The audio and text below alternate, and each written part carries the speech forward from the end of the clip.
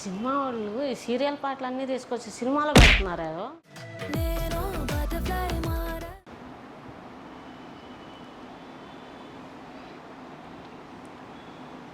అమ్మా, నా పిల్లం ఇంటికి వచ్చాక ఎందుకు ఇల్లు చిన్నగా కనిపిస్తుందమ్మా కదా?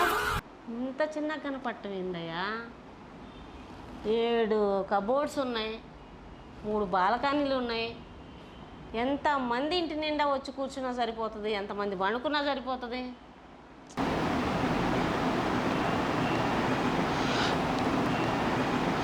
అది కాదమ్మా, నా ఆఫీస్ ఇక్కడ నుంచి 8 కిలోమీటర్లు.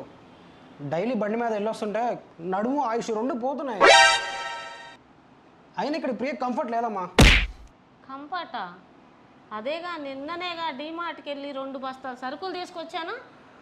కంఫర్ట్ నేను మర్చిపోలేదే. అబ్బా, కంఫర్ట్ అంటే ఆ కంఫర్ట్ కాదమ్మా. నేను ప్రియ మేమిద్దరమే హాల్లో, బాల్కనీలో, పూజ గదిలో ప్రైవసీ గడు, అది కంఫర్ట్ అంటే. 9 నెలలు కని పెంచి పీనగలాగా రెడీ చేస్తే ఇప్పుడు కంఫర్ట్ లేదా?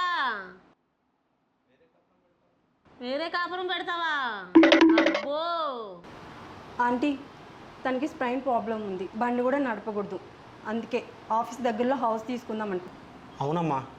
అయినా వీకెండ్స్లో మీరు వండే వంటలు తిని ఇక్కడే ఉంటాం కదా. అవునమ్మా, శని ఆదివారాలు నీ చేత్తో ఉప్పు లేని పప్పు కూడా తిని, సోమవారం నెయ్యితో చేసిన ఉప్మా తిని పారిపోతానమ్మా. వదిలే.